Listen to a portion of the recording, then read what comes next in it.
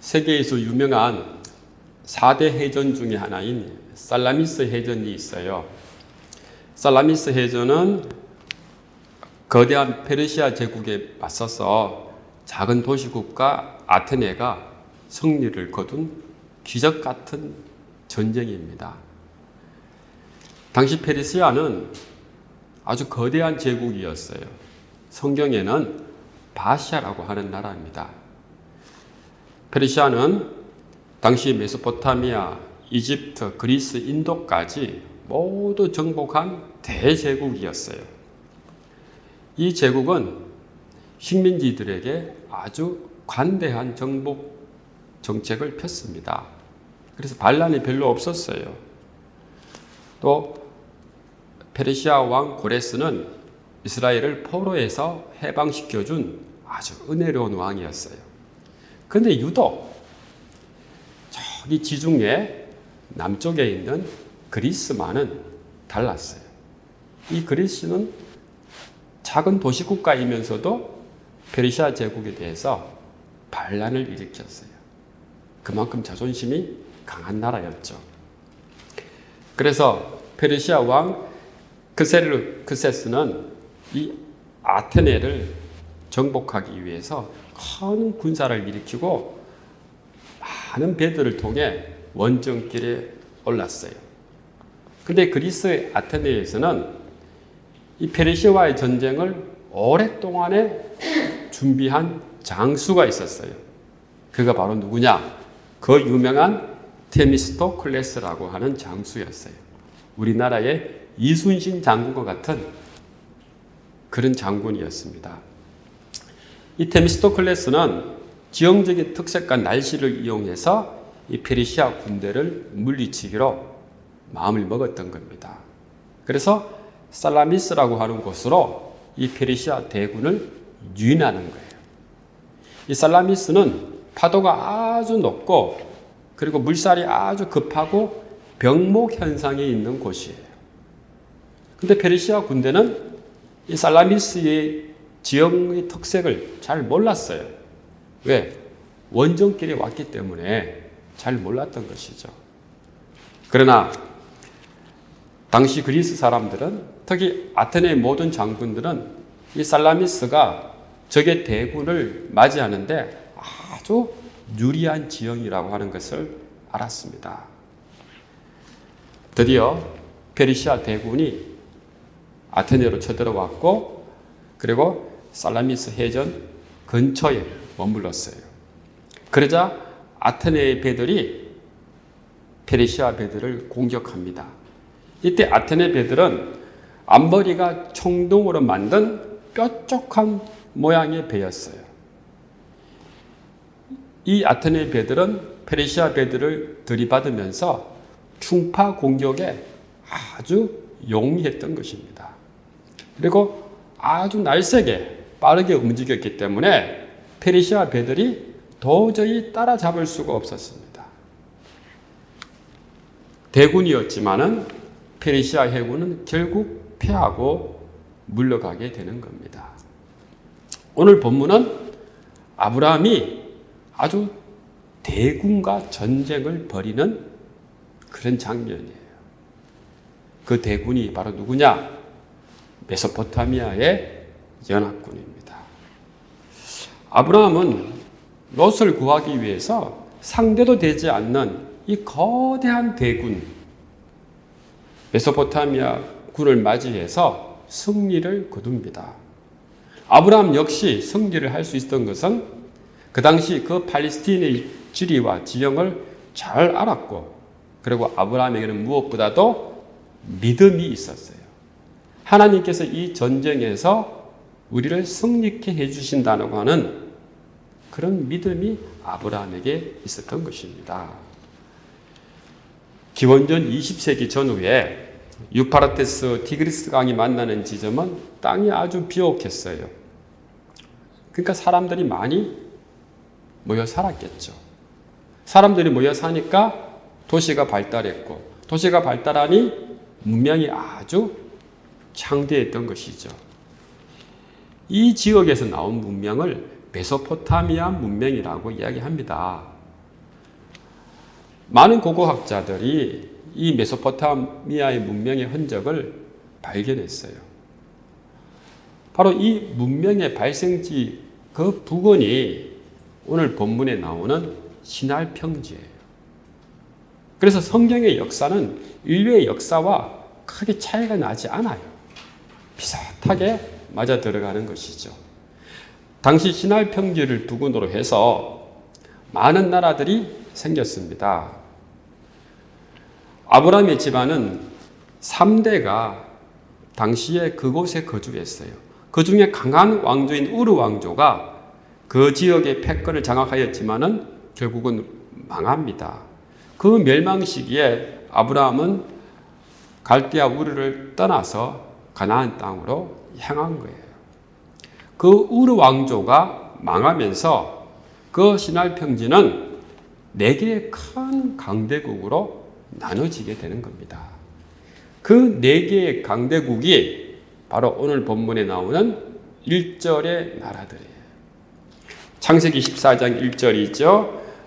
다 같이 읽어보겠습니다. 당시에 시날 왕 아므라벨과 엘라살 왕 아리옥과 엘람 왕 그들라오멜과 고임 왕 디달이 시날 평지에 자리 잡았던 4왕이 동방 원정을 위해서 연합군을 만들었습니다. 그 우두머리는 바로 그들라오멜입니다. 이들이 눈독을 들인 것은 바로 소돔 지역 사해 근처에 작지만 강한 5 왕국이었어요. 창세기 14장 2절과 3절이죠. 다 같이 읽어보겠습니다. 소돔 왕 베라와 고모라 왕 베르사와 아드마 왕 시납과 스보임 왕 세메벨과 벨라 곧 수알 왕과 싸우니라. 이들이 다 시딤 골짜기 곧 지금의 여매에 모였더라. 메소포타미아 연합군이 동방 원정을 시작을 했을 때 이 5개의 왕국이 다 버티고 있었습니다. 근데 이들이 동방 원정에 나가게 된 결정적인 이유가 있어요. 그게 바로 뭡니까? 창세기 14장 4절에 나오죠. 이들이 12년 동안 그들라오멜을 섬기다가 제13년에 배반한지라. 소돔 근처에 있는 5개의 이 작은 왕국들이 12년 동안에 메소포타미아 왕들을 섬겼습니다. 근데 배반을 했어요. 배반했다는 말은 조공 바치기를 그만두었다는 말입니다.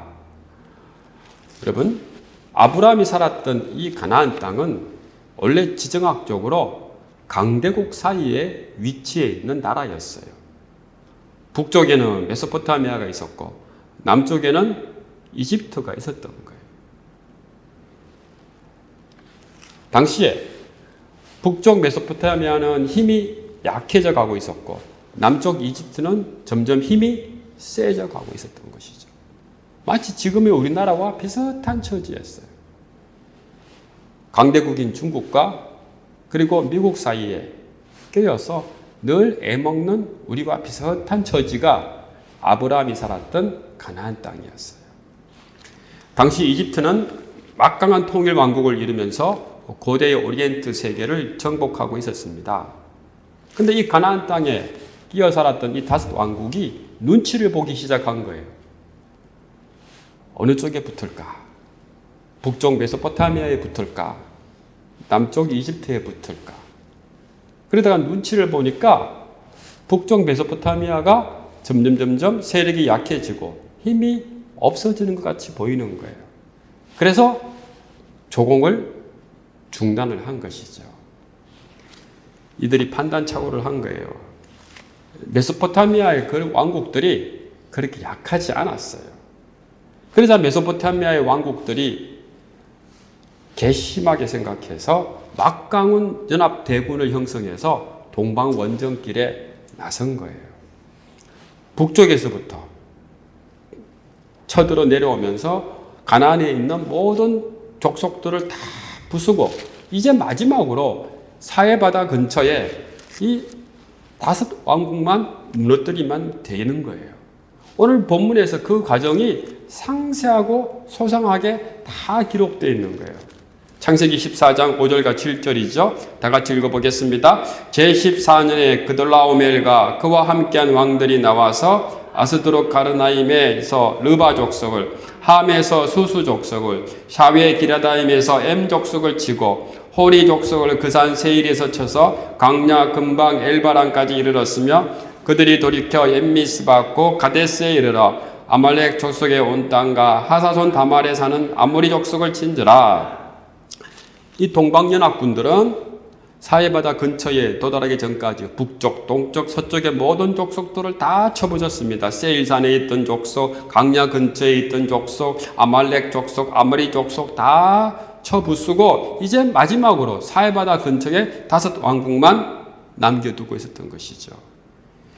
사해바다 근처의 5 왕국들은 모여서 작전을 생각했습니다. 메소포타미아 대군들이 몰려오면은 역청구덩이로 인도해서 그들을 몰살시키겠다라고 하는 그런 작전을 세운 거예요. 역청이 뭐냐 하면은 우리가 도로를 만들 때 재료가 되는 시커먼 시멘트 덩어리 있죠. 이것을 역청이라고 하는 거예요. 당시의 사람들은 이 역청구덩이에서 진흙을 잔뜩 묻힌 손으로 한 뭉치 떠서 얼른 반죽을 합니다. 그리고 벽돌로 집을 지을 때 그것을 잘 발라 놓으면은 물이 스며들지 않는 거예요. 방수 기능이 아주 뛰어난 것이 바로 역청입니다. 근데 당시에 이 사해바다 근처에는 이 역청이 강물처럼 줄줄줄줄 흘러다니는 그런 구덩이가 많이 있었단 말이에요. 사람이든 말이든 거기 한번 빠지면은 꼼짝달싹도 하지 못하고 그만 죽어야 되는 거예요. 사해바다 근처의 5 왕국들은 바로 그 작전을 생각한 거예요. 동방원정군을 저기로 유인하면은 우리가 승리할 수 있겠다.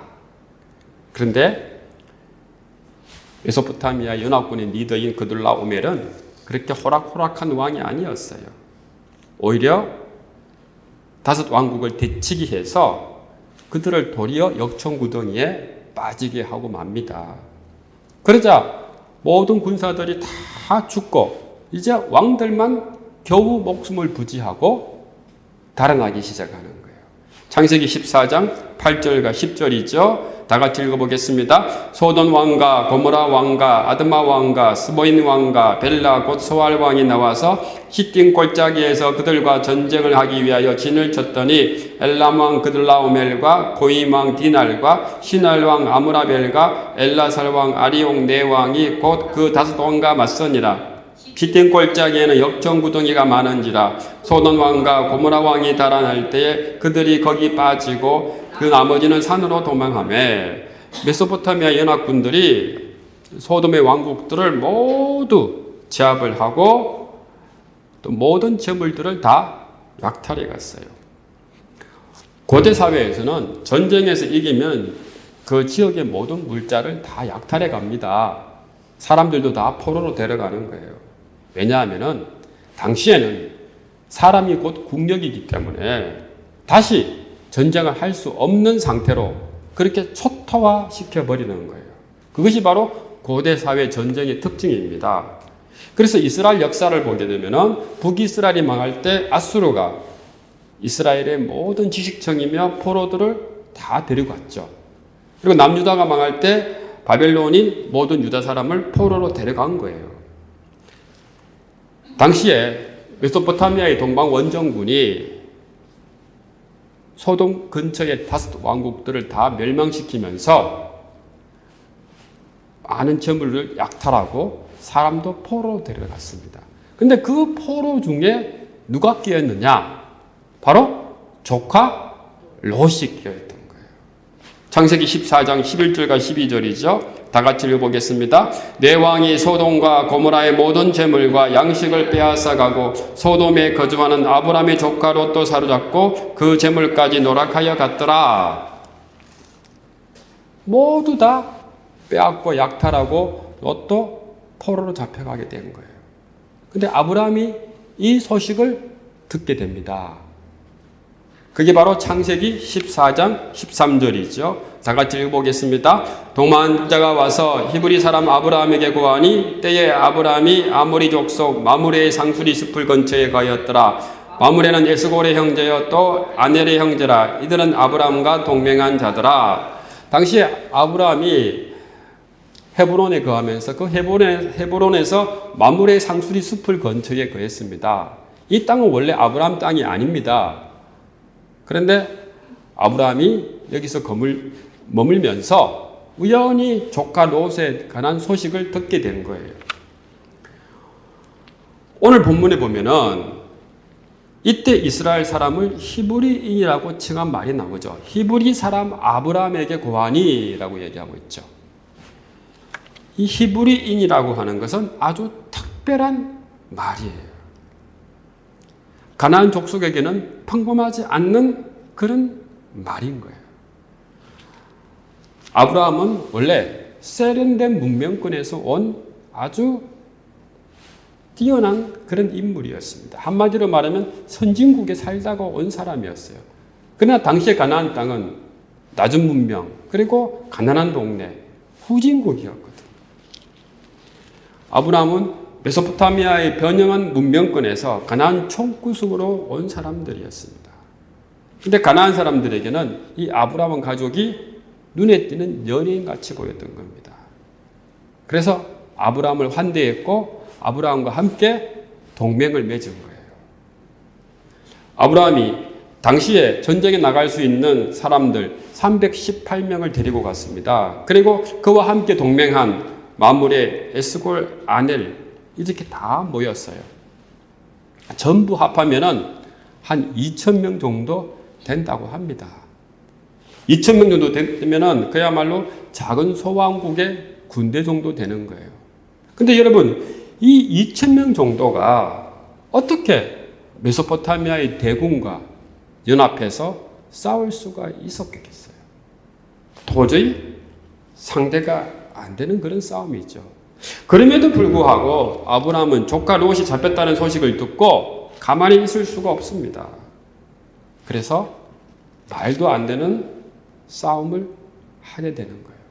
또 당시에 아브라함은 그 지역의 모든 지형적인 특색을 잘 알고 있었기 때문에 아주 유리한 게릴라전도 펼칠 수가 있었던 것이죠. 그런데 당시에 메소포타미아 이 동방 원정군은 너무나 많은 재물을 약탈했고 많은 사람들을 데리고 갔기 때문에 행군이 너무 늦었어요. 그리고 기강도 없었고 질서도 엉망이었던 것입니다. 아브라함이 바로 이 점을 노린 것이죠. 아브라함과 그의 동맹군들은 4개 정도의 편대로 나누어서 밤에만 기습을 했어요. 게릴라 작전을 펴서 순식간에 충격을 주고 또 불을 지르고 도망갔습니다. 메소포타미아 연합군들이 도저히 아브라함의 동맹군을 잡을 수가 없는 거예요. 게다가 놀랍게 신기하게도 전투를 벌인 곳이 다 아브라함에게 아주 익숙한 지형들이었습니다. 창세기 14장 14절과 15절이죠. 다 같이 한번 읽어보겠습니다. 아브라함이 그 조카의 사로잡혔음을 듣고 집에서 길리고 연습한 자 318인을 거느리고 단까지 쫓아가서 그 가신을 나누어 밤을 타서 그들을 쳐서 파하고 다메섹 좌편 호바까지 쫓아가서, 여기서 보면은 단이라고 하는 지명이 나오죠. 단까지 쫓아가서, 이 단은 바로 바단 아람을 얘기하는 거예요. 아브라함에게 아주 익숙한 지역이었습니다. 그리고 다메섹 좌편 호바라고 나오죠. 이 지형은 바로 다메섹 출신 엘리에셀이 아주 익숙한 곳이었어요. 모든 지형적인 특색을 다 꿰뚫어 보고 있는 아브라함 동맹군들은 기습 게릴라 작전을 통해서 이 메소포타미아 대군을 물리칠 수가 있었던 것입니다. 결국은 아브라함이 승리를 하는 거예요. 창세기 14장 16절이죠. 다 같이 한번 읽어보겠습니다. 모든 빼앗겼던 재물과 자기 조카 롯과 그 재물과 또 부녀와 인민을 다 찾아갔더라. 메소포타미아 연합군은 먼 거리 원정에다가 지친 데다가 끊임없이 밤을 타서 기습작전을 펼치는 이 아브라함 동맹군들을 물리칠 수가 없었어요. 그리고 잠도 잘 수가 없었어요. 그래서 결국은 약탈한 모든 물건들을 다 버리고 포로들도 다 버리고 도망을 가기 시작한 것입니다. 아브라함이 포로를 구출하고 다시 집으로 돌아왔을 때 얼마나 기쁘고 즐거웠겠습니까? 아브라함과 그 동맹군은 얼마나 환영을 받았겠습니까? 아브라함은 자신이 운이 좋았다고 생각할지 모릅니다. 그러나 하나님께서는 이 모든 전쟁을 주관하셨고 그리고 아브라함을 승리의 도구로 사용했던 것입니다. 이 모든 일들이 하나님의 계획이었음을 우리는 한 예언자의 말을 통하여 알 수가 있는 것이죠. 창세기 14장 20절이죠. 너희 대적을 내 손에 붙이신 지극히 높으신 하나님을 찬송할지로다 하며 아브라함이 그 얻은 것에서 10분의 1을 멜기세덱에게 주었더라. 말씀을 해주면서 우리는 오늘 아브라함이 롯을 구출한 사건을 통해서 두 가지의 깨달음을 찾을 수가 있습니다. 첫째는요, 하나님께서는 하나님의 백성을 구원하기 위한 큰 그림이 항상 있습니다. 근데 우리는 이 하나님의 그 큰 그림, 이 구원의 경륜의 역사를 잘 알 수가 없어요. 왜? 우리 시야가 너무 좁기 때문에 하나님의 큰 그림을 볼 수가 없습니다. 근데 결국은 하나님의 큰 그림이 나중에 알게 되어지는 거예요. 하나님의 일이 한창 진행되고 나서야 그때 우리는 비로소 깨닫는 것입니다. 아, 이것이 하나님의 계획이었고 하나님의 뜻이었구나. 아브라함 역시 자신의 인생을 이끌어 가시는 하나님의 그 큰 그림을 볼 수 없었습니다. 아브라함은 자신이 화란에서 머물렀던 경험이 나중에 롯을 전쟁 포로에서 구출하는 데 큰 도움이 되리라고 생각하지 못했어요. 아브라함이 롯을 구출하기 위해서 전쟁을 하러 나갈 적에도 마찬가지였습니다. 그 전쟁에서 이길지 질지 알 수 없었습니다. 승리를 하면 그래도 다행인데 만약에 전쟁에서 지면 어떻게 되겠습니까? 자기 목숨뿐만 아니라 가족들의 모든 목숨이 다 위태로웠던 거예요. 그럼에도 불구하고 아브라함은 전쟁에 나갔습니까? 안 나갔습니까? 전쟁에 나갔죠. 왜 나갔겠습니까? 아브라함에게는 무엇보다도 자신에게 땅과 자손을 축복해 주시는 하나님께서 자신을 지켜주신다는 그 약속이 있었기 때문입니다. 그 약속에 의지해서 아브라함은 전쟁에 나갔고 승리했던 것입니다. 아브라함은 메소포타미아 연합군이 자신에게 준 그 약속의 땅을 누려는 것을 보고 너무나 속이 상했어요. 그리고 많은 사람들이 그 동방 원정군의 힘 앞에서 무너지고 많은 족속들이 속절없이 무너져 갈 때 마음속에 하나님의 약속을 생각했던 겁니다. 아, 저 땅은 하나님께서 나에게 주시는 것인데 저들이 함부로 유린을 하는구나. 아브라함은 비록 인간의 힘이 아주 거대한 그런 폭풍 한가운데서 그 인간의 힘 넘어서 역사하시는 놀라운 하나님의 역사를 볼 수가 있었던 것입니다. 사랑하는 성도 여러분, 지금 우리 교회가 서 있는 위치가 바로 아브라함이 전쟁에 나갈 때 그 위치와 비슷한 거예요. 우리 교회는 이 복음의 최전선의 위치에 있습니다. 여러분, 감이 느껴지나요? 안 느껴지죠? 저는 매일같이 느끼고 있어요. 이 전선 앞에는 바로 세상이 있어요. 근데 그 세상이 어떤 세상입니까? 돈과 물질로 우리를 위협하는 세상이에요. 우리의 생존을 위태롭게 하는 그 세상이에요.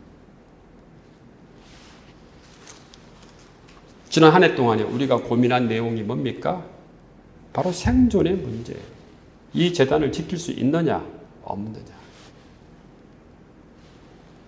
근데 여러분,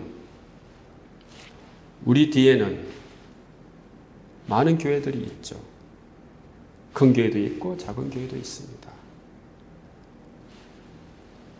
근데 그 교회들이 때로는 우리에게 힘이 되기도 하지만은 때로는 우리의 힘을 다 빼놓을 때도 있어요. 교회의 세속주의가 끊임없이 우리를 지치게 할 때도 있는 거예요. 저는 항상 이 복음의 최전선에 서 있으면서 항상 고민을 했습니다. 어떻게 싸워야 되나? 어떻게 승리를 해야 되나? 주님 도와주시옵소서. 주님 도와주시지 않으면 저는 이 단을 지킬 수가 없습니다. 그러자 어느 날 주님께서 저에게 음성을 들려주셨어요. 싸움은 너가 하는 것이 아니다. 바로 내가 하는 것이다. 너가 지키는 그 제단은 너 것이 아니다. 바로 나의 것이다. 너는 그저 나의 도구다. 사랑하는 성도 여러분, 세상을 향한 하나님의 큰 그림을 알 수가 없습니다. 세상을 향한 하나님의 놀라운 그 구원의 경륜을 우리는 알 수가 없어요. 내년에도 이 단을 지킬 수 있을지 없을지 전 잘 모릅니다. 왜? 너무나 생존의 문제가 치열하게 우리에게 와닿기 때문인 거예요. 그러나 저는 모든 것을 다 하나님께 맡깁니다. 우리를 살리시는 분도 하나님이시고 우리를 죽이시는 분도 하나님이시고 그래서 우리는 하나님의 도구로서 하나님의 선한 뜻과 선한 의지만을 의지하고 앞으로 나아갈 뿐입니다. 사랑하는 성도 여러분, 오늘 이 시간 우리가 아브라함처럼 하나님의 약속에 의지하여 믿음으로 이 세상을 이겨야 될 줄 믿습니다. 믿음으로 승리하면서 하나님의 놀라운 그 큰 그림을 항상 깨달으며 알아나가는 저와 여러분 되시기를 주님의 이름으로 축원합니다. 하나님께서 나중에 우리에게 어떤 상급을 줄지 아무도 알 수 없는 일입니다. 그러나 주님께서 우리에게 착하고 충성된 종이라는 그런 칭찬을 하실 때까지 최선을 다해서 주님 몸된 교회를 섬기며 세상을 향해 나아가는 저와 여러분 되시기를 주님의 이름으로 축원합니다.